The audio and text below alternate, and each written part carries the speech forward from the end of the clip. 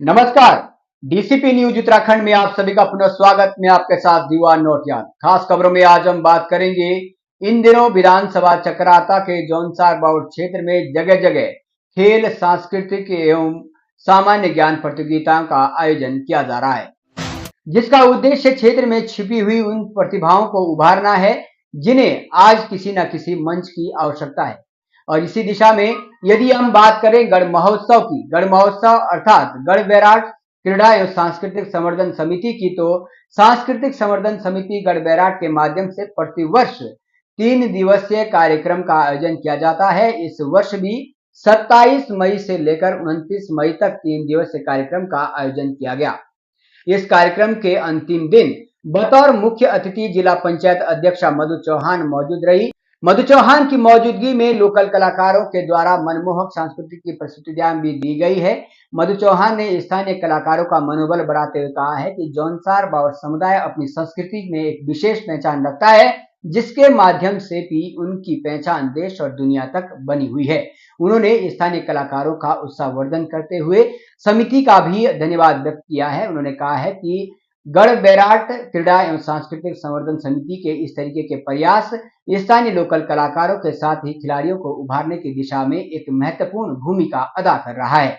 बतौर मुख्य अतिथि मधु चौहान के अतिरिक्त विशिष्ट अतिथि के तौर पर जौनसार बाउट के प्रमुख व्यवसायी खेल प्रेमी आनंद सिंह चौहान भी यहाँ मौजूद रहे। हम आपको बताते चले, आनंद सिंह चौहान वो शख्सियत है जिन्होंने इससे पहले जौनसार टाइगर के नाम से एक टीम की फ्रेंचाइजी भी खरीदी थी और उसको लेकर हमने उनकी प्रतिक्रिया जानने की कोशिश भी की है। क्या आगे किस तरीके से वो इस दिशा में प्रयास कर रहे हैं वो आपको सुनाएंगे। इसके साथ ही पूर्व कनिष्ठ प्रमुख खजान नेगी भी यहाँ पर मौजूद रहे और इनके अतिरिक्त जौनसार बावट के साथ साथ पछवादून विकास नगर में पत्रकारिता के क्षेत्र में वर्षों से अपना सहयोग कर रहे जौनसार बाउट की विरासत, संस्कृति, सभ्यता और बुनियादी समस्याओं से जिन्होंने प्रदेश एवं देश की सरकारों का ध्यान उस ओर आकर्षित किया है, ऐसे लोकतंत्र के चौथे स्तंभ पर काम करने वाले और पछवादून प्रेस क्लब के अध्यक्ष चंद्राम राजगुरु भी अंतिम दिन बैराट खाई में मौजूद रहे। चंद्राम राजगुरु समेत 9 और विभिन्न क्षेत्र की प्रतिभाओं को समिति के द्वारा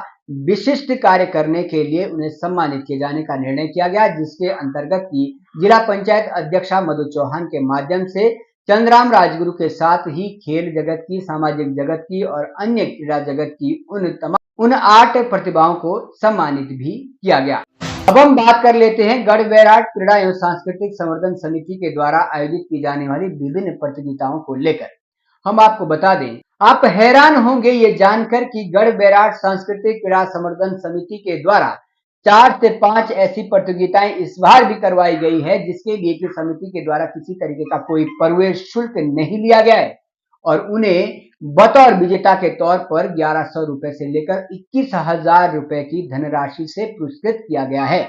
इससे आप समझ सकते हैं कि समिति का उद्देश्य सिर्फ पैसा कमाना नहीं, बल्कि जौनसार बाउट क्षेत्र के विभिन्न जगह की विभिन्न क्षेत्र की उन प्रतिभाओं को मंच देना भी है जो शायद किसी कारण संकोच कर जाते हैं, आर्थिक दृष्टि से कारण बताएं या फिर मनोबल बढ़ाने की दृष्टि से ये सहयोग समिति के द्वारा उनको दिया जा रहा है। आप महिला कबड्डी प्रतियोगिता को ले सकते हैं। महिला कबड्डी प्रतियोगिता में इस बार गढ़ महोत्सव में 14 टीमों ने प्रतिभाग किया था और इस कबड्डी महिला प्रतियोगिता में समिति के द्वारा कोई किसी तरीके का शुल्क नहीं रखा गया था, यानी कि निःशुल्क प्रतियोगिता में सभी टीमों ने भाग लिया था और विजेता टीम को 21,000 रुपए की पुरस्कृत राशि से पुरस्कृत भी किया गया।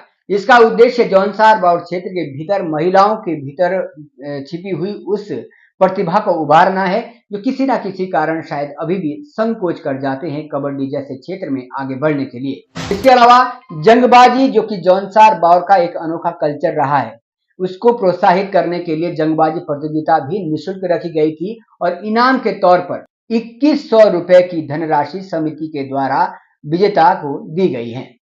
इसके अलावा सामान्य ज्ञान प्रतियोगिता, आज के समय में हम देखें तो एजुकेशन से बच्चों का मन उठ रहा है, मोबाइल की दुनिया में अधिक व्यस्त हो चुके हैं। ऐसे में बच्चों के भीतर एक प्रतिस्पर्धा को लेकर किस तरीके का जुनून पैदा कैसे किया जा सकता है, इस उद्देश्य से गढ़ बैराट क्रीड़ा एवं सांस्कृतिक संवर्धन समिति के द्वारा निःशुल्क सामान्य ज्ञान प्रतियोगिता भी करवाई गई है और इनाम के तौर पर 1100 रुपए की धनराशि प्रथम विजेता को दी गई।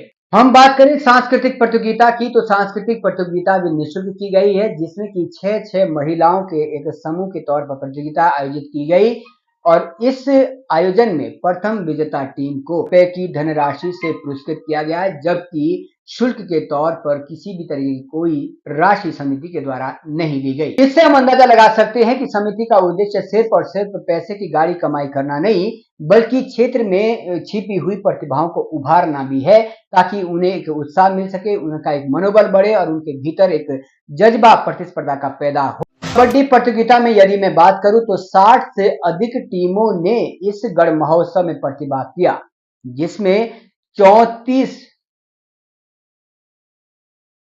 जिसमें इसके अलावा कई ऐसी खेल प्रतिभाएं जिनको अक्सर आप टीवी चैनलों पर ही देखते होंगे, लेकिन प्रो कबड्डी जैसे मंच से जुड़े हुए 34 से अधिक राष्ट्रीय अंतर्राष्ट्रीय खिलाड़ियों ने भी गढ़ महोत्सव के इस आयोजन में प्रतिभाग किया। लोगों ने इनको देखा और कहीं ना कहीं स्थानीय खिलाड़ियों को ये लोग प्रेरणा स्रोत हो सकते हैं।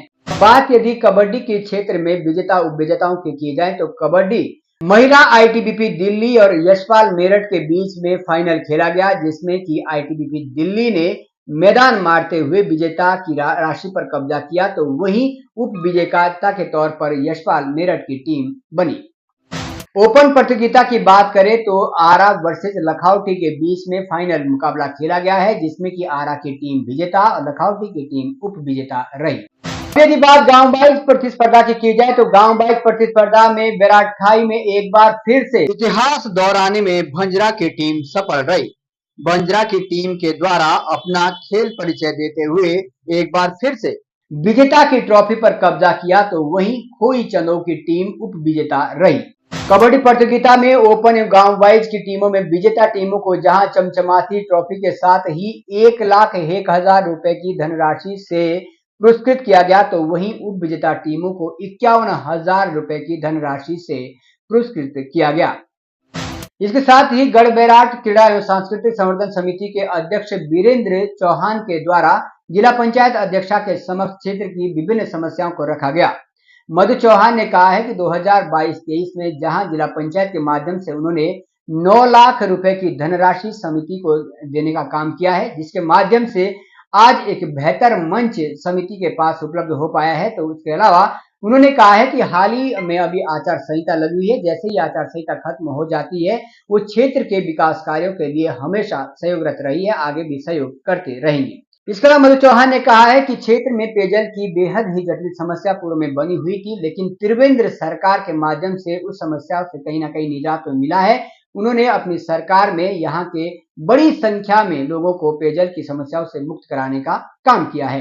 गढ़ महोत्सव के इस फाइनल समारोह के अवसर पर मधु चौहान के अतिरिक्त क्षेत्र पंचायत सदस्य कुलदीप चौहान, पूर्व छात्र संघ अध्यक्ष और निर्दलीय कैंडिडेट 2022 विधानसभा चक्राता कमलेश भट्ट भी मौजूद रहे। उन्होंने जौनसार बाउर की विभिन्न समस्याओं की ओर उपस्थित लोगों का ध्यान आकर्षित करते हुए जजरेड जैसी मुख्य समस्याओं पर भी खुलकर बात की। इससे अंदाजा लगाया जा सकता है कि यदि राजनीति के क्षेत्र में भी विभिन्न प्रतिभाएं सामने आएगी तो जरूर विकास के क्षेत्र में एक प्रतिस्पर्धा देखने को मिलेगी। आज गढ़ महोत्सव में बतौर मुख्य अतिथि पहुंचे हो और मैम, मंच से भी कई सारी समस्याओं का जिक्र हुआ है और यहाँ की एक जो जटिल समस्या थी पेयजल को लेकर, वो कहीं ना कहीं आपके प्रयासों से सफल भी हुई है। जौनसार बाव चक्राता की जो हम लाइफ लाइन का जिक्र करते हैं जजरेड का, वो लंबे समय से लगातार वो उठकर सामने आती है, लेकिन अभी तक कोई उसमें समाधान नहीं मिला है। आगे किस तरीके के प्रयास हो सकते हैं? तमाम तरीके के जिक्र होते हैं पुल को लेकर, क्या प्रयास है? जजरेट को लेकर क्या समस्या है? जजरेट में पहले वन वे था, गेट सिस्टम था जो खत्म हो गया है। जजरेट के पहले चौड़ाई कम थी, अब उसको जो है चौड़ा कर दिया है। हाँ, एक पुल की समस्या है, तो जैसा मैंने अपने उद्बोधन में भी कहा है कि उसका क्योंकि एस्टिमेट काफी बड़ा है और टेक्निकल रूप से बहुत सारी चीजें उसमें है, तो मिलजुल के कुछ करेंगे तो वो भी हो जाएगा। वर्तमान समय में जो सबसे बड़ी समस्या क्षेत्र में उभर कर आ रही है ड्रग्स, इस तरीके की पॉलिसी हो सकती है जो युवाओं को उस ड्रग्स से बाहर निकाले? देखिए, नशा सिर्फ एक क्षेत्र के नहीं, आज मेरे ख्याल से अंतर्राष्ट्रीय समस्या बन चुकी है और इसमें कहीं ना कहीं जागरूकता बहुत जरूरी है। हमारे जो युवा पीढ़ी है उनको मेरे ख्याल से अगर हम उनको कहीं ना कहीं काम में नहीं लगाएंगे तो उनका ध्यान भटकेगा। और सिर्फ जैसा मैं हमेशा ये भी कहती हूँ कि हम लोग सिर्फ ये सोच के ना बैठे रहें कि हमने अपने बच्चे को पढ़ा लिखा दिया, हमारी जिम्मेदारी अब खत्म हो गई है, और वो बैठ के बच्चा जो है सिर्फ इंतजार में है कि सरकारी नौकरी लगेगा उसी दिन मैं काम करूंगा। कहीं ना कहीं क्षेत्र में स्वरोजगार के अवसर हम लोगों को ढूंढने पड़ेंगे।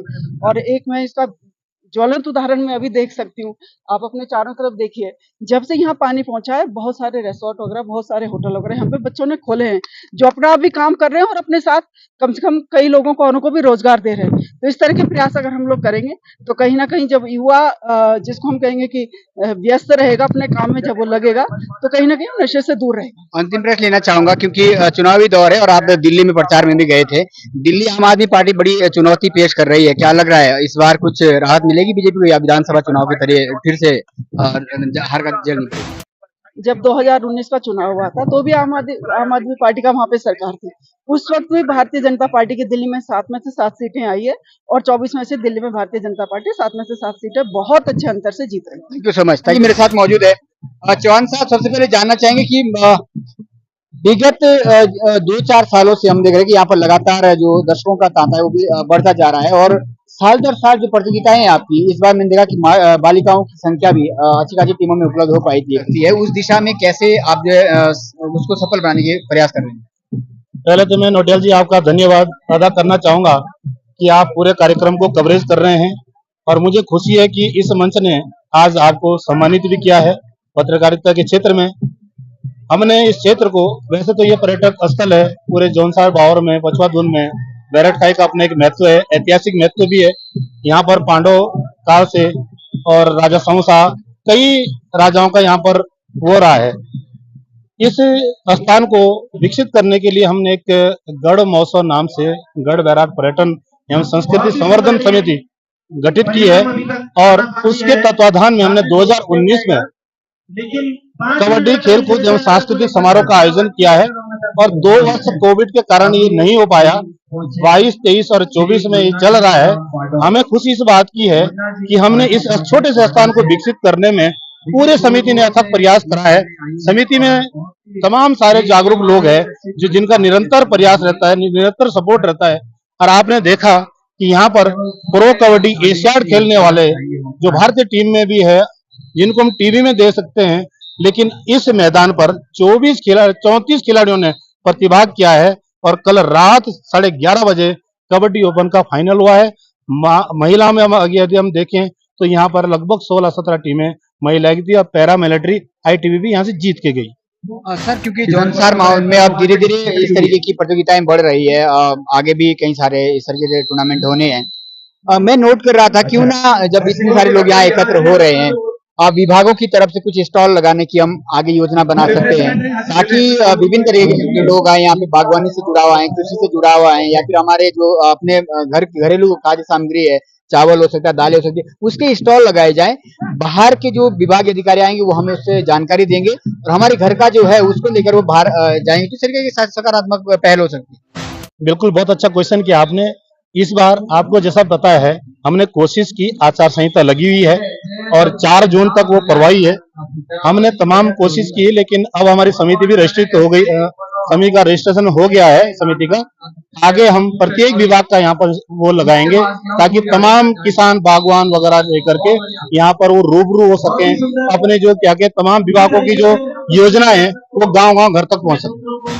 बॉलीवुड के मशहूर गायक जुबिन नौटियाल से लेकर जिला की मुखिया, जिला पंचायत अध्यक्ष मधु चौहान और रामचंद्र नौटियाल, राजनीति की प्रीतम सिंह जी और बड़ी दिग्गज हस्तियां यहाँ पर मौजूद हुई थी। उनका किस तरीके से आपको इन पिछले कुछ सालों से लगातार सहयोग मिल रहा है, और क्या आगे उनका जो सहयोग है, किस तरीके से आपको उम्मीद है कि आगे मिल पाए? देखो, मैं इन सभी का हृदय से अभिनंदन और स्वागत करना चाहूंगा। हमने जो मांगा यहाँ के लिए वो हमें दिया है। मधु चौहान जी ने 9 लाख रुपए जिला पंचायत से स्वीकृत किए, और 9 लाख रुपए से आप ये भव्य मंच आप देख रहे हैं आपके सामने। माननीय प्रीतम सिंह जी ने 5 लाख रुपए की विधायक निधि दी है, और आप देख रहे हैं दर्शक जिस पर बैठे हैं, माननीय प्रीतम सिंह जी के माध्यम से 5 लाख रुपए में ये जो दर्शक दीर्घा बनी है उनकी निधि से निर्माण हुई है। और ब्लॉक से भी हमको कुछ पैसा मिला है, जिससे हमने सड़क मुख्य मार्ग मैदान तक ये सड़क बनाई है। कबड्डी के अलावा हम देखें तो कई सारी सांस्कृतिक प्रस्तुतियां भी है जो शायद क्षेत्रीय कल्चर में एक सम्मिलित होता है। क्या वो संस्कृति है, कुछ उसका जिक्र कर पाएंगे? आज तक हम यहाँ पर जो विशुद्ध रूप में संस्कृति विभाग में रजिस्टर्ड कलाकार होते थे उनको बुलाते थे, लेकिन जोशी जी का एक सुझाव आया था कि क्यों ना हम इसको गांव-गांव से कलाकारों को बुलाया जाए। तो इस बार हमने प्रतियोगिता रखी है ताकि गांव-गांव से कलाकार को उबारा जाए। तो ऐसे बड़े मंच होते हैं, यहाँ से कलाकार अपने बड़े मंचों से उभर कर जाएगा तो निश्चित रूप में वो अच्छा कलाकार बनेगा और देश और राज्य में अपनी प्रतिभा का अनुभव बनाएगा। Thank you so much sir. तो आपने सुना अध्यक्ष वीरेंद्र सिंह चौहान जी को, और खास बात यह है कि जो कलाकार गांव में है, हम कहते हैं ना गांव की संस्कृति अगर बचानी है तो वो गांव के आंगन का कलाकार ही बचा सकता है, और उस कलाकार को मंच देने का काम कर रहा है गढ़ महोत्सव विराट खाई का ये समिति, जो क्रीड़ा समिति है, उन्होंने कहीं ना कहीं एक नई पहल शुरू की है और निश्चित तौर पर होनी भी चाहिए। हुनर की कमी नहीं है, लेकिन उनको तराशने की आवश्यकता है, जो शायद विराट खेल क्रीड़ा समिति है वो लगातार उस दिशा में प्रयास कर रही है। आनंद जी एक सफल व्यवसायी भी है, लेकिन उससे साथ ही एक स्पोर्ट्स की टीम खरीदी थी। मैं जानना चाहूंगा सर, जो जौनसार टाइगर आपने खरीदा था, हम एक उम्मीद कर रहे थे कि निरंतर, जैसा आपने कहा कि यहाँ से प्रतिभाएं बहुत सारी है लेकिन प्रो कबड्डी तक हम नहीं पहुंच पा रहे हैं, आपने जो एक मंच दिया था, ऐसे मंच की शायद कंटिन्यूटी हमें जरूरत थी। क्या आगे उस दिशा में कुछ प्रयास किए जा रहे हैं? एक्चुअली पिछले बार तो जब ये वॉलीबॉल लीग हुई थी, जौनसार टाइगर मैंने ली थी, तो बीच में कुछ उनके बीच डिस्प्यूट सा हो गया था, लेकिन मेरे पास कल ही फोन आया है प्रेसिडेंट का, वॉलीबॉल के जो प्रेसिडेंट है उत्तराखंड के, कि इस बार हम लीग कराने जा रहे हैं। तो इस बार दोबारा अगर होगा तो निश्चित रूप से मैं जौनसार टाइगर लूंगा, और मेरा प्रयास रहेगा कि अपने लोकल उत्तराखंड के टीम के अलावा जौनसार के युवाओं को इसमें मौका दूं। Thank you so much sir. Bhatt ji, अब तो पार्टी में सम्मिलित हो गए हैं, अब सिर्फ वादे करने से काम नहीं चलेगा, सत्ता भी आपकी है और नेता भी आप ही हो। तो युवाओं की जो समस्या है, खासतौर पर अभी कोटा तपलार का जो प्रकरण हुआ था, हमने उसको उठाया भी था, जैसे आप मानते हैं कि जो लापरवाही हुई थी डीएबी की तरफ से, उनको उस चीज का खामियाजा भुगतना पड़ा? देखिए, आपने कहा कि आप सत्ता में हैं। मैं हमेशा जब से राजनीति में आया हूँ, मैं पहले पूर्व में छात्र संघ अध्यक्ष भी रहा और शायद 2005-6 में सबसे कम उम्र में अध्यक्ष बना। और उत्तराखंड में आपने देखा होगा कि आंदोलन की शुरुआत भी मैंने ही की थी। हमने बेरोजगार संघ बनाया, कितने विधानसभा घेराव, कितने सचिवालय घेराव इन 18 सालों में किए होंगे। और आप ये देखोगे क्षेत्र में भी कोई घटना हुई होगी, आपने देखा होगा कि चाहे अभी कुछ दिन पूर्व में एक नाबालिग लड़की को मामला था, पहली बार ऐसा हुआ कि वकील भी जेल गया। दोषी तो गया ही गया, वकील भी पहली बार जेल। अभी कुछ दिन पूर्व ये कोटा वाला आपने प्रकरण उठाया, डीएवी कॉलेज की जो दीवार गिरने से जो घटना हुई, जिसमें कोटा की एक लड़की थी, बिल्कुल उसका चयन सरकारी नौकरी में भी हो गया था। और जो उसमें कॉलेज प्रशासन की गलती थी कि उन्हें कई बार पूर्व में भी सूचना कर दी गई थी कि दीवार जर्जर स्थिति में कभी भी कोई घटना हो सकती है, लेकिन उन्होंने संज्ञान नहीं लिया। और ये जिम्मेदारी मैं कोई किसी पद पे नहीं हूं, लेकिन फिर भी हमने संघर्ष किया कि हमारी क्षेत्र की अगर एक युवती जिसकी कि बिना समय आए, उसकी कोई गलती नहीं थी, जो आकस्मिक मृत्यु हुई, जिसमें कहीं ना कहीं कॉलेज प्रशासन की गलती थी, तो हमने उसे न्याय दिलाने के लिए संघर्ष किया और उसमें एक सरकार की तरफ से नौकरी मिली, जो 30 डिग्री कॉलेज। एक उसी बालिका की बहन को अभी कुछ दिन पूर्व ही हमने डीबीएस पीजी कॉलेज में ज्वाइन करवाया। वर्तमान में युवाओं में नशे की प्रवृत्ति बहुत तेजी से बढ़ रही है। कमलेश भट्ट जी, आप अध्यात्म से भी बहुत करीब से जुड़े हैं। अध्यात्म और स्पोर्ट्स दो ऐसी चीजें हैं जो उस ड्रग्स से शायद युवाओं को बाहर ला सकती है, लेकिन फिर भी हमारे जो जनप्रतिनिधि है, आप जैसे जो युवा चेहरे हैं, उनके तरफ से एक मुहिम क्या की जा सकती है धरातल पर, जो युवाओं को जागरूक करने की दिशा में काम? देखिए, कहीं ना कहीं युवा जो है, युवाओं से अलग हमें अगर कोई नशा करता है तो उसको अपना दुश्मन नहीं मानना। और जब तक हम इसमें सामंजस्य नहीं बिठाएंगे, अगर हमने नशे के खिलाफ लड़ाई लड़नी है तो इसमें पुलिस प्रशासन का भी सहयोग लेना पड़ेगा, अपने गांव समाज का भी सहयोग लेना पड़ेगा और सामाजिक संगठनों का भी सहयोग लेना। जब तक हम सब आपस में एक समन्वय नहीं बिठाएंगे तो मुझे लगता है समाज का एक छोर जो है इस बुराई के खिलाफ लड़ने में सक्षम नहीं। और हम जो बच्चा अगर नशे में पड़ गया है, हम उसको ये ना सोचे ये दुश्मन है, उसको इस तरह एक कहते हैं कि चोर या डकैत या करी, उसको मतलब इस तरह वो ना करें, बल्कि उसको प्यार से समझाएं। और सबसे पहले देखें कि गांव समाज में नशा पहुंच कैसे रहा है। जौनसार बावर में तो नशा पैदा होता नहीं, अगर मैं बात करूं जिस नशे की आप बात कर रहे हैं, जो आजकल सबसे ज्यादा चल रहा है स्मैक, वो जो नशा है वो जौनसार बावर में तो क्या, मुझे लगता है इधर कालसी से ऊपर कहीं होता ही नहीं। वो नशा बाहर से आ रहा है, और बाहर से लाने वाले कौन है? कोई फेरी वाला ला रहा है, कोई ऐसे अज्ञात व्यक्ति ला रहा है, कोई मछली बेचने वाला आ रहा है, कोई आइसक्रीम बेचने वाला आ रहा है, कोई कूड़ा पीने वाला आ रहा है। वही प्रश्न है ना भट्ट जी, वो तमाम सारे लोगों के माध्यम से आ रहा है, लेकिन उस पर अंकुश अंकुश लगाने का क्या उपचार हो सकता है? देखिए, हमने अभी पूर्व में भी कुछ दिन पहले थाना कालसी का भी घेराव किया था, और एक महा बैठक भी हुई थी जिसमें भी सभी लोग सम्मिलित हुए थे। इस तरह के आयोजन, और जब तक हम लगातार इसमें सक्रिय नहीं रहेंगे, ये एक दिन का विषय नहीं है कि एक बार हम चाहेंगे तो सब खत्म हो जाए। इसमें हमें लगातार सक्रिय भूमिका निभानी पड़ेगी। सामाजिक संगठनों को भी, क्षेत्र के जो हमारे जो गांव हैं या कस्बे हैं, या हमारे जितने भी जनप्रतिनिधि हैं, उनको भी इसमें सोचना चाहिए कि जो ऐसे लोग हैं, चाहे अगर हम अभी गढ़बैराट में भी हैं, यहाँ भी ये सोचे कि ये भी केंद्र है कि यहाँ नशा कहाँ से रहा है, कौन ला रहा है। अगर यहाँ स्थानीय लोगों में एक दो आदमी को पता रहता है कहाँ से नशा आ रहा है, अगर थोड़ा हम आपस में एक सामंजस्य बिठाए, तो मुझे लगता है कि तब हम इस पर अंकुश लगा सकते हैं। इसकी एक वो नहीं कि एक कड़ी है इसकी, कोई हम कह दें कि हमने 10 लोग इकट्ठे कि हम नशे को खत्म कर देंगे तो खत्म कर देंगे। Thank you so much Kamlesh Bhatt को आप सुन रहे थे। और खास बात ये कि जो कोटा तपलार की जो एक बालिका की जो आकस्मिक दीवार गिरने से उनका देहांत हो गया था, राहत की बात यह है कि उसके लिए जो प्रयास किए गए थे वो सफल हुए हैं, और उस बिटिया की जीवन को हम नहीं लाभ सकते हैं, लेकिन उसके परिवार को जरूर एक